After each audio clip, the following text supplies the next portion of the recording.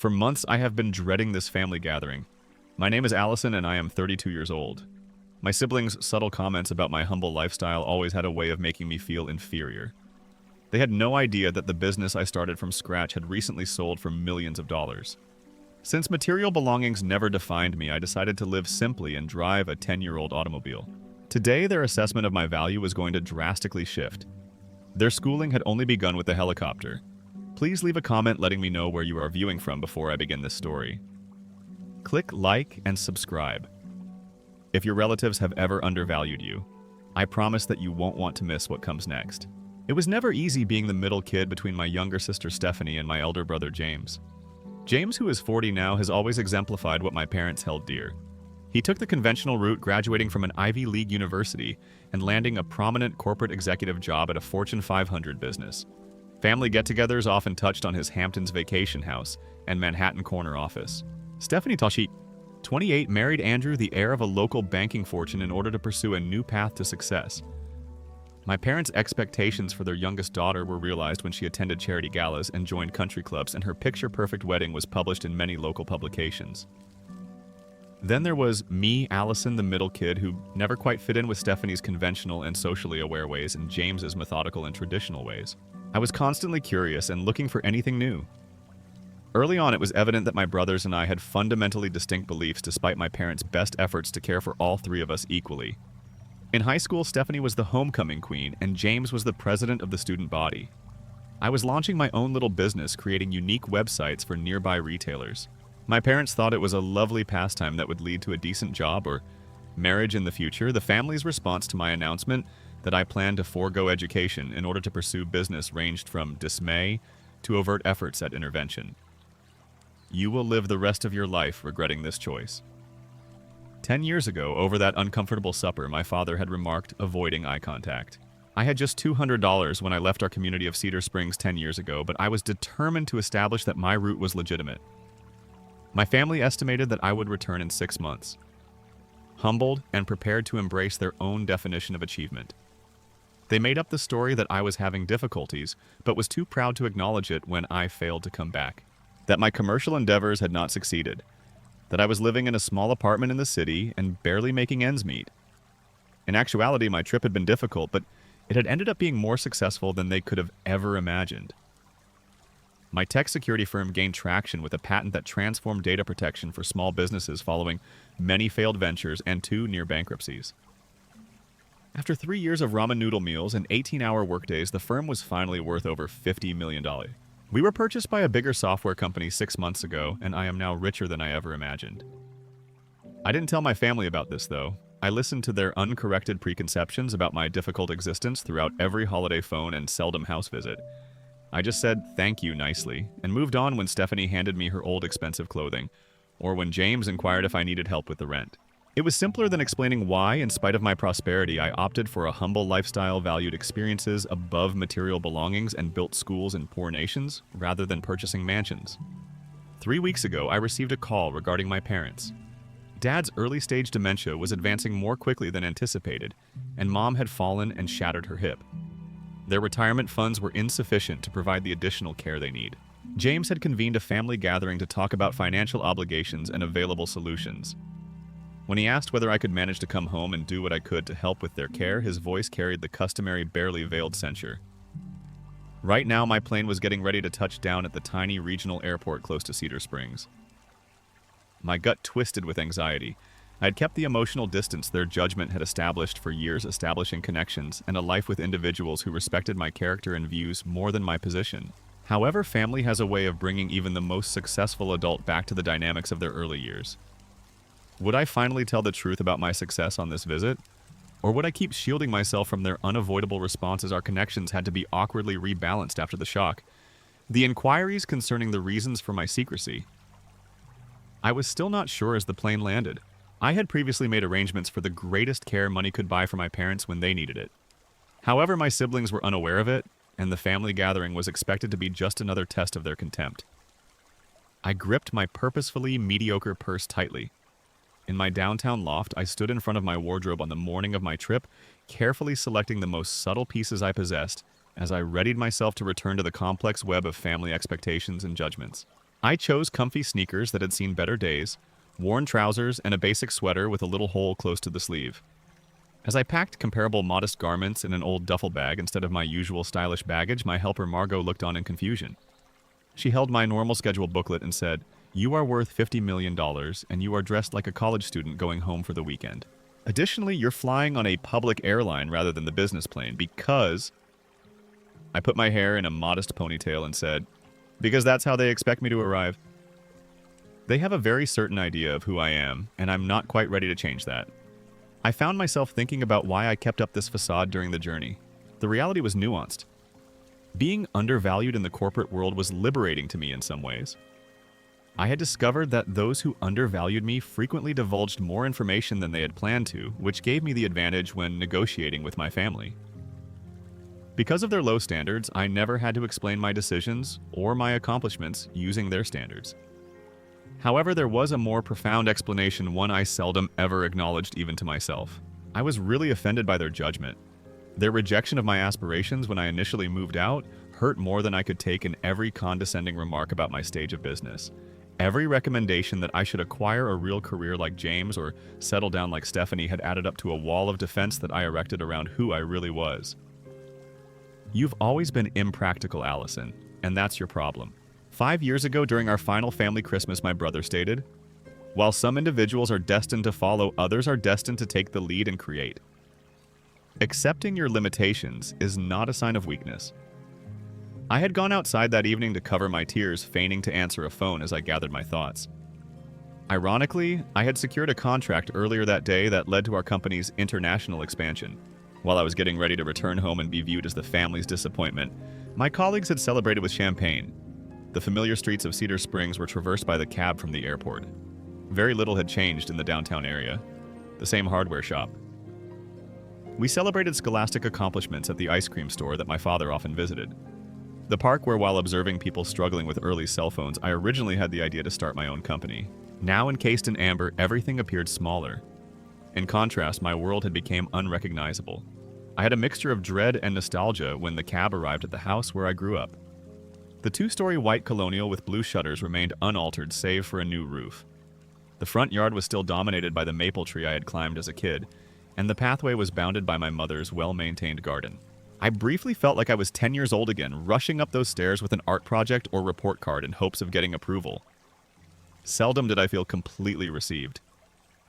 Before I could knock, I paid the driver and inhaled deeply before continuing along the well-traveled path. Even though James was ostensibly lounging at home, the door swung open to reveal him wearing neat pants and a cashmere sweater. He finally said hello while looking at his pricey watch. "Hours ago, we anticipated you. Did you have to take the bus from the airport, or did your flight become delayed?" In my purposefully unassuming demeanor, a tiny, contented smile played at his lips. I said, "Good to see you too, James," and gave him a quick embrace, that he stiffly returned. The flight went smoothly. How were Dad and Mom as good as is reasonable under the circumstances? My duffel bag was taken by him. As he saw its dilapidated state, his face was a mixture of superiority and sadness. "I've been setting things up here since yesterday. Andrew and Stephanie showed up early tomorrow. Are you in your former room?" Naturally, there has been no change. "There," he went straight on as I followed him inside. "Please let me know if you require any assistance with costs while you are here. I am aware that taking time off may be financially challenging for you." The first of what would surely be numerous reminders of my imagined financial situation was there. I could have told him that money was the least of my worries or that my executive team was in charge of my schedule. I chose to gently continue playing the part they had given me in our family drama by just nodding and thanking him. Dad, who was thinner than I recalled and had more gray in his hair, was sleeping in his recliner in the living room. Mom was in the kitchen, her eyes beaming with delight at seeing me, but her movements were languid due to her recent operation. She reached for an embrace and murmured, "Allison, sweetheart." "You look..." She hesitated, trying to think of anything flattering to say about my purposefully modest look. "Wholesome. Does your budget allow you to eat enough? You are aware that you can always call for assistance with groceries." I told her, "I'm fine, Mom," assisting her to a seat. "Tell me about your recuperation. Are the physicians pleased with your development?" When discussing her health, James was hovering over me, chiming in with medical jargon and therapy possibilities he had looked up. He had previously put together a binder with information on in-home nursing choices and care facilities, along with quality ratings and pricing breakdowns. Although he was well organized, there was an underlying presumption that he would make the judgments with little to no assistance from me. The middle kid was having financial difficulties and could hardly make a difference. He closed the binder and remarked, "We will go over everything in detail at the meeting tomorrow." However, I wanted you time to come to terms with the reality as it is. The high-quality treatment they require is not cheap. His purposeful focus on the expense served as a subliminal reminder of my perceived lack of contribution. Knowing that I already had more than enough money in my offshore account to give my parents the greatest care possible for the remainder of their lives, I nodded thoughtfully, with a lot of leftovers. But there was no time for surprises tonight. Before making a decision, I needed to fully comprehend my siblings' opinions. Despite her restricted mobility, my mother insisted on cooking a family supper that evening. James had already made arrangements for a food delivery service to provide a decent supper, so I offered to cook instead. He was hinting that anything I prepared would be insufficient. Admittedly, the spread was spectacular. Fresh veggies, garlic, mashed potatoes, roasted chicken, and an artisan bread that my mother was constantly raving about. As she arranged the meal on her finest serving plates, she remarked, "This must have cost a fortune." You're always so giving, James." With practiced humility, he said, "It is nothing, ma'am." The company had a great quarter. In addition, we ought to cherish these family times while they last. We were just preparing the table when the doorbell rang. With her signature theatrical flair, Stephanie jumped right in. Andrew, her husband, was following her, toting many high-end shopping bags. My sister's cashmere outfit and pearls made her appear like she had stepped out of a fashion magazine. Despite the alleged inconvenience of traveling, her blonde hair was groomed flawlessly. She said, "We're here, boss, I'm not mine," giving our mother a kind embrace while bringing presents. She went on to deliver gifts including a leather portfolio for James, a silk scarf for Mom, and a pricey bottle of scotch for Dad. Her smile wavered a little as she got to me. "I also thought you would find this useful, Allison." She gave me a smaller bag with a gift card to a business that sells mid-range clothes in it. "Your clothes need some updating, as I saw when you were here last." With what she likely believed to be sisterly care, she explained, "This ought to assist you in obtaining a few polished items for your employment interview."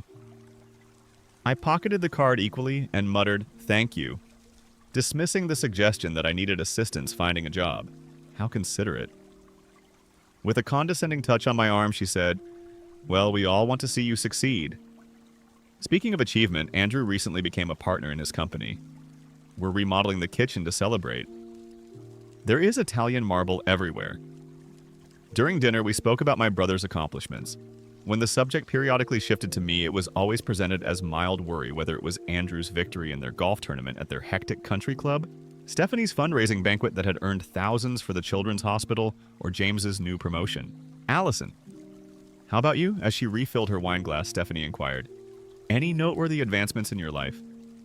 "What do you do once more? Web design, that kind of thing." As I helped myself to more potatoes, I gave a hazy response. "Solutions for small businesses," James interrupted while still doing freelance work. "Some of the folks I know could require simple websites. Not much, but it may bring in a few consistent bucks. More dependable than gig labor." "Thank you for that," I said, suppressing the temptation to say that my freelance work had lately been appraised at $50 million, as well as my pride. Dad, who had been largely silent, turned his attention to me. "Is that small flat still where you live? The one where the neighbors are loud?" 5 years and 3 residences have passed since that unit was last occupied. Now I had a penthouse with a view of the city park. However, that was not yet necessary for them to know. I said honestly, I have a comfortable apartment. Comfort is a relative concept. Stephanie chuckled. Recall Allison's belief that success entailed earning enough money to purchase name-brand cereal rather than generic varieties. Everyone laughed at how simple I seemed. Unavoidably, the topic of tomorrow's purpose came up. Our parents' care requirements. "The truth is that Mom and Dad require more assistance than Medicare will provide," James said, slipping into his executive presentation gear. "Given the caliber of care they should get, their retirement funds are sizable but not limitless." "We have been considering a number of options," Stephanie said. "We live close to a fantastic assisted living facility, extremely exclusive. However, we are familiar with the director. The medical facilities are excellent. Andrew made a contribution, and they would thrive in the social setting. During this conversation, I saw how they accessed Wi-Fi with ease while periodically gazing in my direction with facial expressions that made it obvious that I was not included in that group decision-making. The message was unambiguous. They were the ones who would succeed and be in charge of the crucial choices and financial arrangements.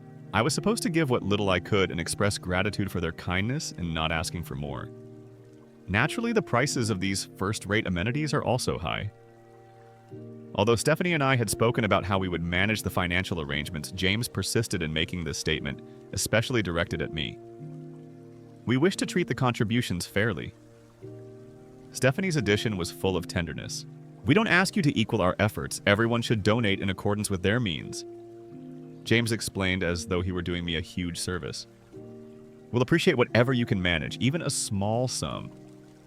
Anger and shame burned at the same time on my cheeks. It wasn't that I couldn't contribute, rather it was that they had written me off so thoroughly without ever inquiring about my true circumstances. The story they believed to be true about me was the result of years of presumptions and judgments. You have always had so much potential, Allison. My mother sighed, patting my hand. I still do not understand why you never finished that business degree. You could have been so successful like your brother. Different paths work for different people, ma'am, I replied quietly.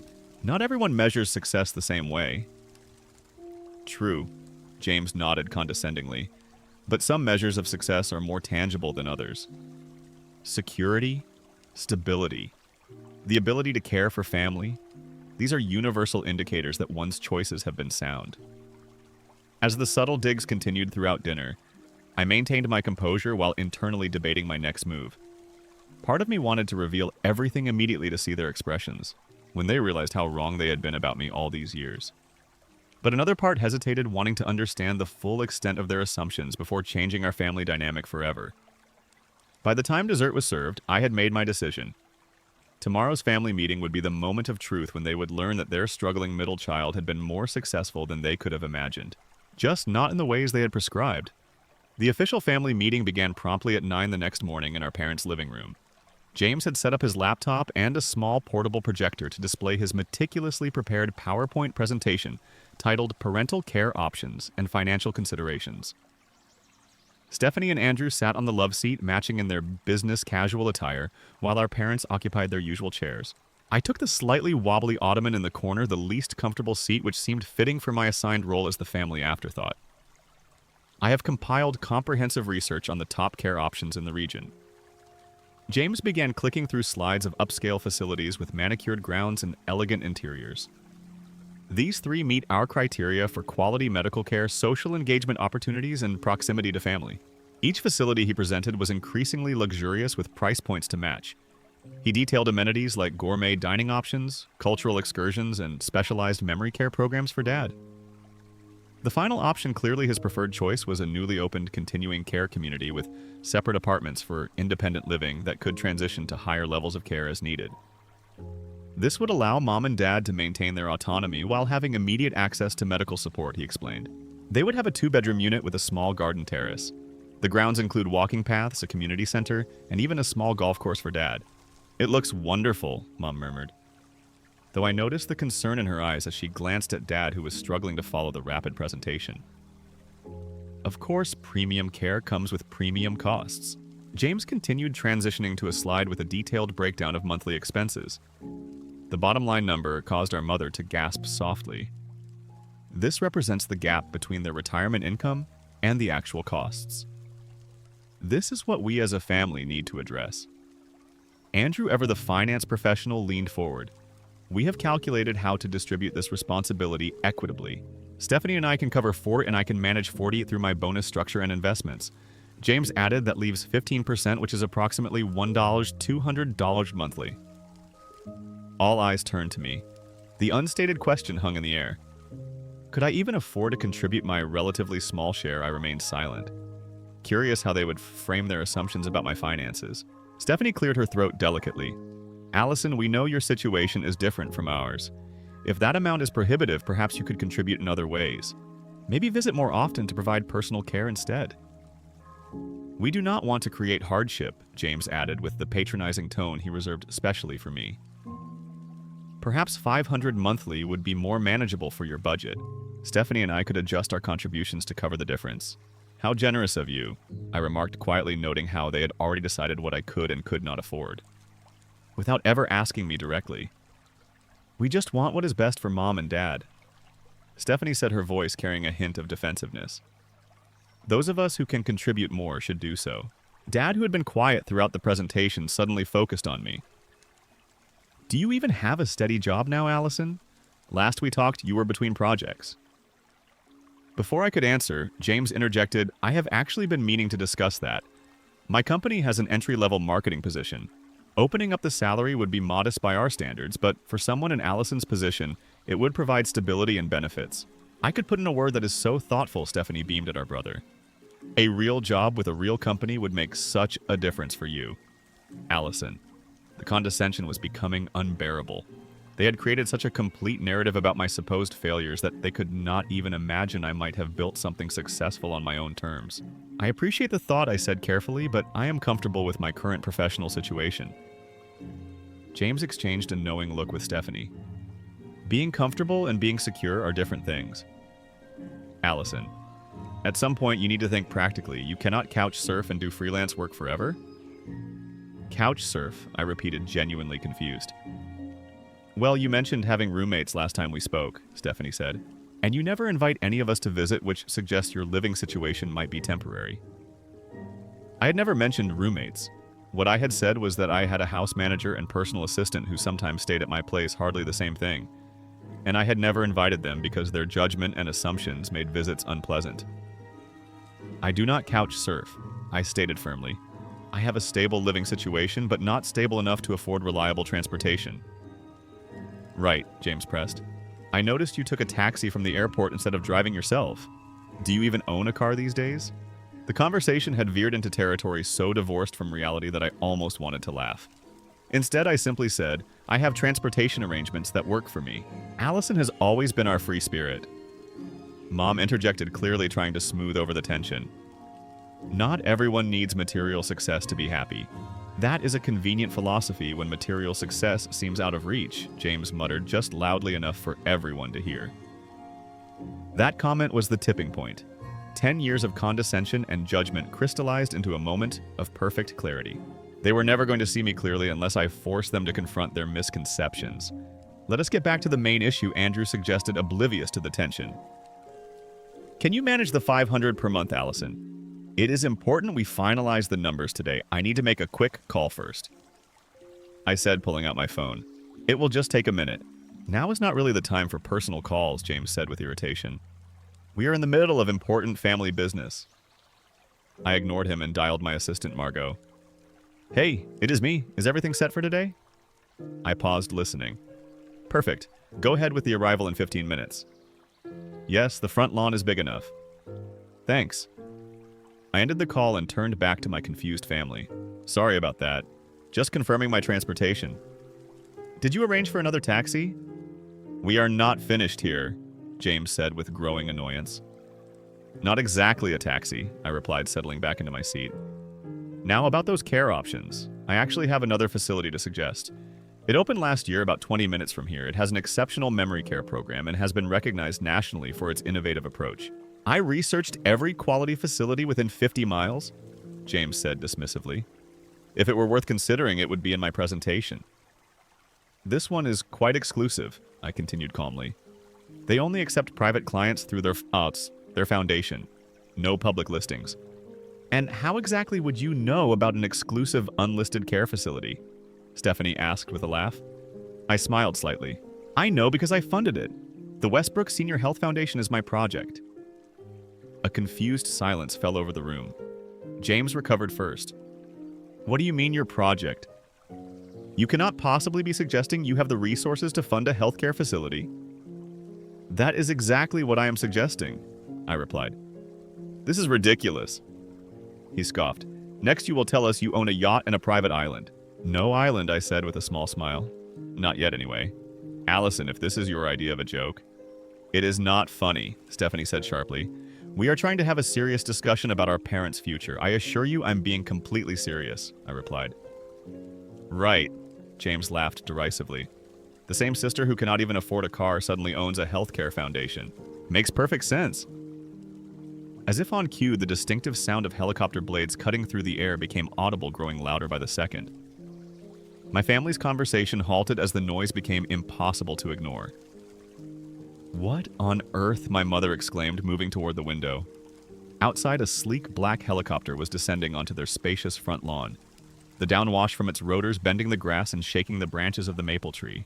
"Are they allowed to do that?" Stephanie asked in alarm. "Should we call someone?" I calmly gathered my things and stood up. No need to call anyone. That would be for me. 5 pairs of eyes stared at me in complete confusion. "What do you mean for you?" James demanded. "What is going on, Allison?" I walked to the door and turned back to face my family. "I believe your exact words were that I cannot even afford a car." I said evenly, "You were right. I do not own a car." I opened the door as the helicopter settled onto the lawn and its engines began to idle. The pilot, dressed in a crisp uniform, gave me a wave of recognition. "My ride is here," I announced simply. My mother's face went pale before she sank slowly onto the couch in a dead faint. My father stood frozen, mouth agape. Stephanie clutched Andrew's arm so tightly her knuckles turned white, while James looked like someone had just told him the earth was flat. Before stepping out, I turned back one more time. "When Mom wakes up, tell her I will be back in an hour. I think we should continue this conversation at my new place. The helicopter can take all of us." As the helicopter lifted off with me inside, I caught a glimpse of my family still standing in the doorway, their expressions a mixture of shock, confusion, and disbelief. The pilot handed me a headset to block the noise, and I sank back into the leather seat, finally allowing myself to process what had just happened. "Everything all right, Miss Parker?" the pilot asked. "You seem tense." "Just family drama, Rick," I replied. "Watching my childhood home grow smaller below us. You know how it goes." "Yes, ma'am. Should I circle around a few times to give them something to talk about?" he asked with a hint of humor. I laughed, feeling some of the tension dissipate. "Tempting, but let us head directly to the estate. We will be bringing them all back with us shortly." The helicopter banked gently toward the wooded hills outside town where my newly purchased estate was located. I had bought the 30-acre property 6 months ago when I decided to establish a regional office closer to my hometown. The main house was a renovated historic mansion with 10 bedrooms, modern amenities discreetly integrated into its classic architecture. The grounds featured gardens, a small lake, and a newly built helipad. It was extravagant, certainly, but also a long-term investment in reconnecting with my roots on my own terms. Below us, I could see the estate coming into view. The sprawling main house with its stone facade, the carefully landscaped grounds, and the guest house where my staff stayed. It was beautiful, but also somewhat intimidating, which was precisely why I had hesitated to reveal its existence to my family. How could I explain that, despite this outward display of wealth, I still valued simplicity and purpose over status? As we landed on the helipad, I saw Margot waiting with a tablet in hand, ready to brief me on the day's schedule. She had been with me since the early days of my company, one of the few people who knew both my professional and personal worlds intimately. "How did the grand reveal go?" she asked as I approached, handing me a bottle of water. "About as expected," I replied. My mother fainted. The rest looked like they had seen a ghost. "We will be bringing them here in about an hour, so please make sure everything is ready." "Already done," she assured me. "Chef Thomas has prepared lunch. The West Wing guest rooms are prepared in case they stay over, and I have assembled the family portfolio. As you requested, the family portfolio contained documentation of the care arrangements. I had already been quietly putting in place for my parents the foundation I had established that operated the senior care facility, the trust fund, to cover all their closed medical needs, and the legal framework that would ensure they received the best possible care regardless of how family dynamics played out. Thank you." "Margot, what would I do without you?" "Probably buy another tech company out of boredom," she quipped. Speaking of which, the Tokyo team sent over the proposal for the new security protocol. "They need your feedback by tomorrow. I will review it tonight, I promised. But family comes first today." Complicated as that may be, an hour later, Rick radioed that he was approaching my parents' house. I took a deep breath, preparing for the next phase of this revelation. Part of me regretted the dramatic helicopter entrance, but after years of dismissal and condescension, perhaps a dramatic gesture was exactly what was needed to break through their perceptions. When the helicopter returned, my entire family was aboard, their expressions still stunned. My mother clutched her purse like a shield. My father gazed out the window in wonder, and my siblings maintained a shocked silence that was entirely out of character for them. Only Andrew seemed to have recovered somewhat, his banker's mind likely already calculating the value of what he was seeing. As we landed and they disembarked, but the full impact of the estate came into view. Stephanie's mouth literally dropped open while James kept blinking rapidly as if trying to wake himself from a dream. "Welcome to my home," I said, simply leading them toward the main entrance where Margot waited with a professional smile. "This is yours?" my mother finally managed to ask as we entered the soaring foyer with its grand staircase and crystal chandelier. "Yes, Mom. I purchased it 6 months ago when I decided to establish a regional office nearby." "Regional office of what?" James demanded, finding his voice. At last, I led them into the main living room where floor-to-ceiling windows overlooked the gardens and lake beyond of Parker's Security Solutions. "My company." I gestured for them to sit on the plush sofas arranged around a marble coffee table. "Your company," he repeated flatly. "Since when do you have a company, and how could you possibly afford all this?" "I founded PS 8 years ago," I explained calmly. "We specialize in cybersecurity solutions for small to mid-sized businesses. 6 months ago, we were acquired by Nexus Technologies for just over $50 million. I retained leadership of the division and significant equity in the parent company." The silence that followed was deafening.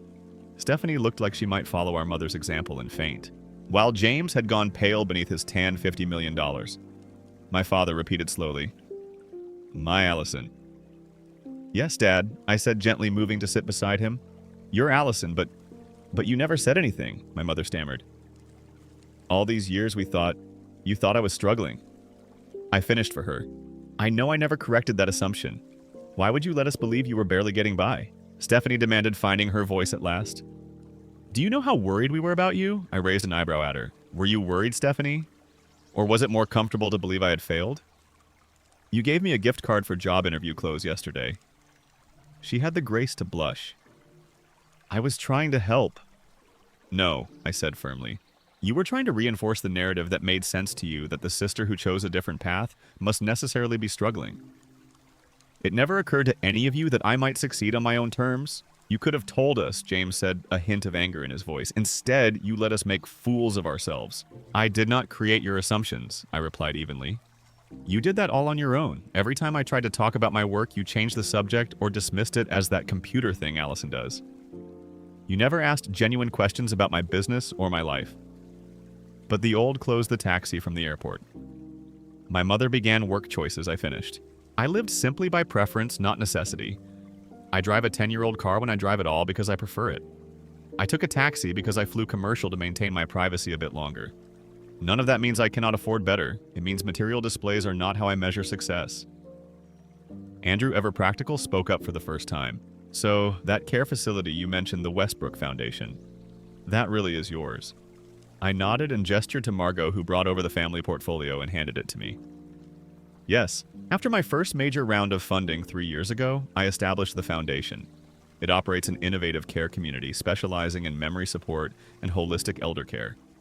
I had already arranged for Mom and Dad to have a place there whenever they need it." I opened the portfolio and began showing them the documentation.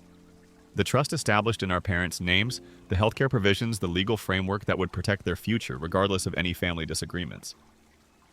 "You did all this without telling us," James asked, his voice a mixture of awe and residual anger. "I did all this because I love them," I corrected. "And yes, without telling you, because I knew what would happen. You would question my decisions, try to take control of the process, and ultimately make me prove myself worthy of having a say in our parents' care." Today's meeting confirmed exactly that. My mother wiped away tears.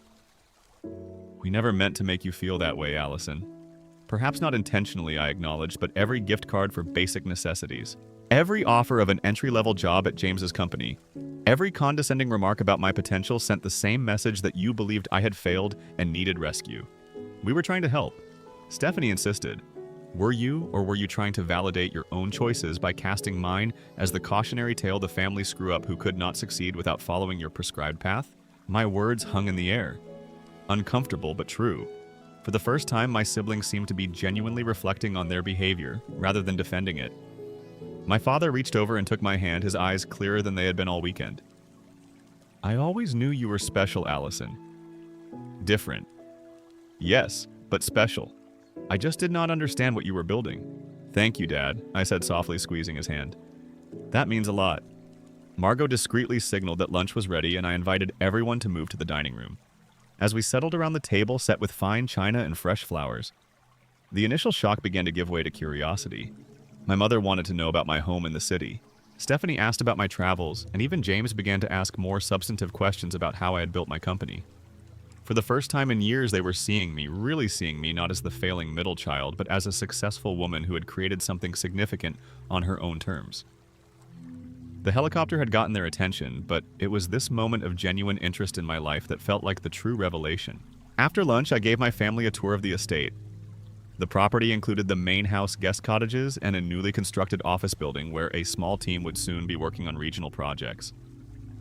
As we walked the grounds, the initial tension gradually dissolved into a more complex mixture of emotions. Lingering embarrassment from my siblings' pride, from my parents, and my own sense of relief at finally being authentic with my clean family in the garden overlooking the lake. We settled onto patio furniture for coffee and continued conversation. The questions came more naturally now, with genuine curiosity replacing judgment. "When did you know your company would be successful?" my father asked, his eyes more focused than they had been all weekend. Despite his cognitive challenges, his interest in my work seemed to anchor him in the present moment. There was not a single moment, I explained. We nearly went bankrupt twice in the first 3 years. I lived in a studio apartment with a leaking ceiling and worked 18-hour days. But the third year, we patented a security protocol that changed everything. "Why did you not ask for help during those hard times?" my mother wondered. "We would have helped you with conditions," I said gently. Every offer of help came with the expectation that I would admit my path was a mistake. I needed to prove to myself that it was not James who had been uncharacteristically quiet. Finally spoke up. "I owe you an apology, Allison. I made assumptions about your choices that said more about my own insecurities than your capabilities." The admission startled me. My brother rarely acknowledged being wrong about anything. "What do you mean, your insecurities?" I asked. He sighed, setting down his coffee cup. "I followed the path that was expected of me. Ivy League corporate ladder country club membership. I did everything right according to our family's definition of success." He paused, looking out over the lake. "And I hate at least 60% of my daily life, James," my mother exclaimed. "You never said anything because admitting dissatisfaction would mean admitting I might have chosen wrong," he explained. "So when Allison chose a completely different path, I needed her to fail to validate my choices. Her success challenges the narrative I built my life around." His honesty created an opening for Stephanie, who had been fidgeting with her wedding ring. "I feel the same way," she admitted quietly. "My life looks perfect on Instagram, but Andrew and I have been in couples counseling for the past year. All those charity galas and country club events feel empty sometimes." Andrew nodded in agreement, taking her hand supportively. "We have been reassessing what really matters to us. The big house and social status came with costs we did not anticipate. This vulnerability from my siblings was unexpected and deeply moving. For years, I had imagined them as perfectly content with their conventional success, judging me from positions of smug superiority. The reality that they too had doubts and regrets created a new possibility for authentic connection. "Why did you keep your success secret for so long?" my father asked. "Were you punishing us for not believing in you?" The question stung with its accuracy. Part of me had enjoyed the fantasy of a dramatic revelation that would force them to recognize how wrong they had been about me. But the reality of seeing their shock and hurt had been less satisfying than I had imagined. Initially, I kept quiet because I was not sure the success would last, I admitted. Later, it became a habit, a form of protection. And yes, maybe there was an element of wanting to prove everyone wrong in a dramatic way. That was petty of me, and I regret it now. "The helical entrance was a bit extra," Stephanie said with a small smile. Using her favorite slang term, I laughed, acknowledging the truth in her observation. "Not my most mature moment," I conceded. But after James's comment about not even affording a car, something in me just snapped. "I deserved that," he admitted. Though Mom fainting was concerning, I was overwhelmed. Our mother defended herself. "Finding out your daughter is a millionaire tends to come as a shock." Multi-millionaire Andrew corrected automatically, then looked embarrassed when we all turned to him. "Sorry, banker." Habit. The conversation shifted to my parents' care this time, with me fully included in the discussion. I explained the Westbrook Foundation's approach to elder care, particularly for dementia patients like my father, rather than the institutional model. James had researched. Westbrook offered a community of small home-like residences with personalized care plans and an emphasis on maintaining dignity and independence as long as possible. The foundation has already established a trust to cover all expenses, I explained, addressing the financial concerns that had dominated the earlier meeting. But this is not about me taking control of the decisions. It is about all of us finding the best solution together as equals. Equals, James repeated thoughtfully. That is going to take some adjustment in my thinking. Mine too, I acknowledged. I have been defining myself in opposition to all of you for so long. I am not sure I know how to be just a sister and daughter without that edge of resentment. As the afternoon progressed, we began rebuilding our family dynamic on this new foundation of honesty. The process was awkward at times, with old habits of interaction reasserting themselves, but the willingness to try was evident on all sides. My parents watched their adult children with a mixture of concern and hope, occasionally contributing memories from our childhood that highlighted moments of connection we had forgotten. When evening approached, I invited everyone to stay over in the guest rooms, an offer they accepted with varying degrees of enthusiasm. Stephanie was clearly excited to experience the luxury accommodations, while James seemed relieved not to have to process everything that had happened while driving back to the city. My parents were simply happy to have all their children under one roof, a rare occurrence in recent years over dinner prepared by my personal chef. We continued building bridges across the years of misunderstanding. There were difficult moments, Stephanie's hurt over not being included in my real life, James's lingering defensiveness about his career choices, my parents' regret at not supporting my entrepreneurial path more fully. But that there were also moments of genuine connection, and even laughter, as we shared stories from our separate lives. So, you really flew to Tokyo for a day just to meet with investors? Stephanie asked incredulously. I cannot imagine having that kind of freedom. It was not as glamorous as it sounds, I assured her. I was so jet-lagged, I put salt in my coffee instead of sugar, and nearly fell asleep during the presentation. Still, she sighed. Your life sounds exciting. Parts of it are, I acknowledged. Other parts are ordinary and sometimes lonely. Success created opportunities, but also isolation. There are trade-offs to every choice. I think that is what I am finally starting to understand, James said thoughtfully. There is no perfect path that guarantees happiness. We all just do our best with the choices we make. As we finished dinner and moved to the living room for dessert, I realized something profound had shifted in our family dynamic. The hierarchies and judgments that had defined our relationships for so long were not gone entirely, but they had been fundamentally disrupted. In their place was something tentative but promising, a more authentic connection based on who we really were rather than who we pretended to be. When my mother accidentally knocked over her coffee cup, staining the expensive carpet, her immediate distress revealed how much she still saw herself as a visitor in my world rather than family. I am so sorry, she gasped. That rug probably cost more than our car. It is just a rug, Mom, I said gently. Things can be replaced. This conversation, this honest connection we are building, that is what matters. Later, as everyone retired to their rooms for the night, I stood on the terrace looking out at the moonlight reflecting on the lake. James joined me, offering a glass of whiskey from my collection. You have done well for yourself, little sister, he said with genuine admiration. Not just the money in all this, he gestured at the estate, but building something meaningful on your own terms. That takes courage. I'm not sure I have. It is never too late to make changes, I told him. If you hate 40% of your life, that is actually not terrible odds, but you could aim higher. He laughed softly. Always the optimist. Some things never change. Some things should not. I agreed, clinking my glass against his, in a quiet toast to new beginnings. The next morning, sunshine streamed through the windows of the estate's breakfast room. As my family gathered around the table, Chef Thomas had outdone himself with a spread of fresh pastries, fruit gourmet omelets, and perfectly brewed coffee. The conversation flowed more naturally now, with less tension and more genuine interest.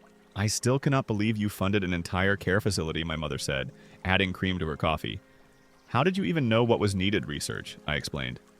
After Dad's diagnosis, I dove into learning everything I could about progressive memory care.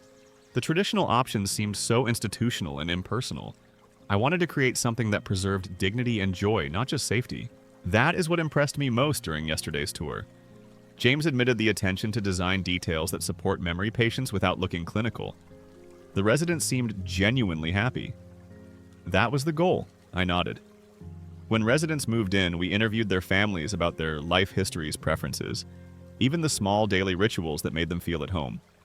The architecture and programs were built around those human needs, not just efficiency. Would it be possible for me to volunteer there?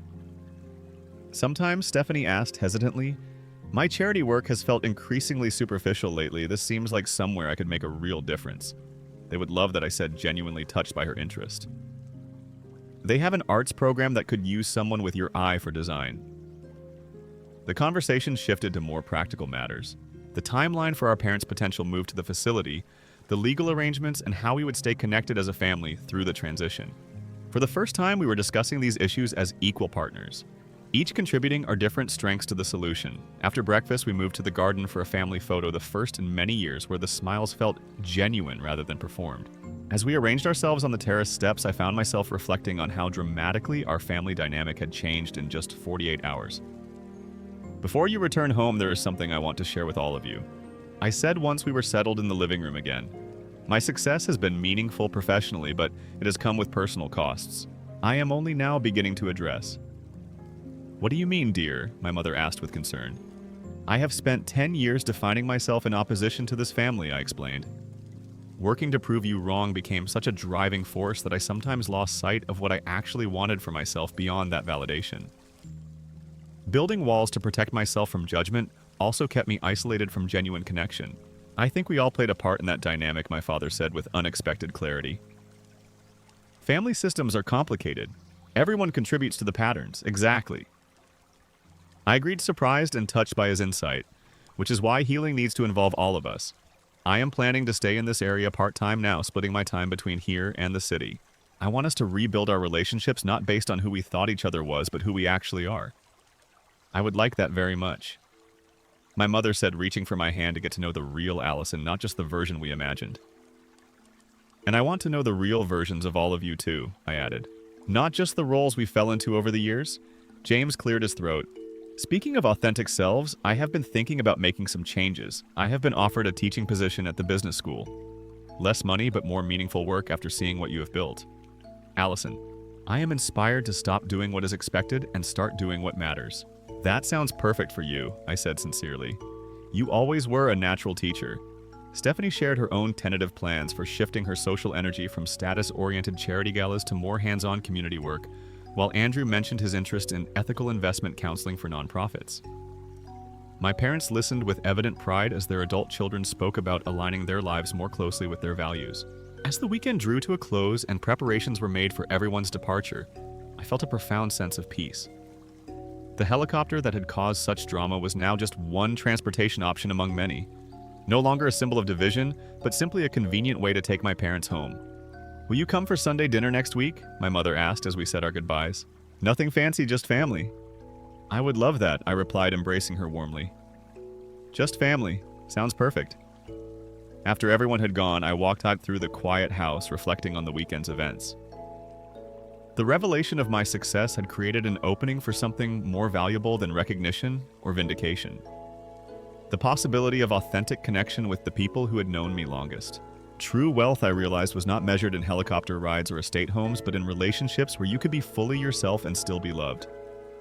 For years, I had pursued external success while keeping my heart protected behind walls of secrecy and resentment. The real challenge now was learning to be vulnerable, to risk being known fully by the people who had once misunderstood me so completely. As I settled on the terrace with my laptop to review the Tokyo proposal Margot had mentioned, I felt lighter than I had in years. The complicated family dynamics were not magically resolved, and there would undoubtedly be setbacks and old patterns reasserting themselves in the months ahead. But a fundamental shift had occurred, creating space for new possibilities in our relationships. The sun was setting over the lake, casting golden light across the water. In that moment, I felt immense gratitude, not for the material success that had allowed me to make a dramatic entrance via helicopter, but for the courage to finally be authentic with the people who mattered most. That was the true victory, far more meaningful than proving anyone wrong. I wonder how many of you have had similar experiences with your families. Have you ever been underestimated or had to prove yourself to loved ones? Drop a comment below to share your story. If this resonated with you, please like and subscribe for more real-life experiences, and remember to share this video with someone who might need to hear that success comes in many different forms. Thank you for listening to my story, and remember, true wealth lies in authentic connections, not material possessions.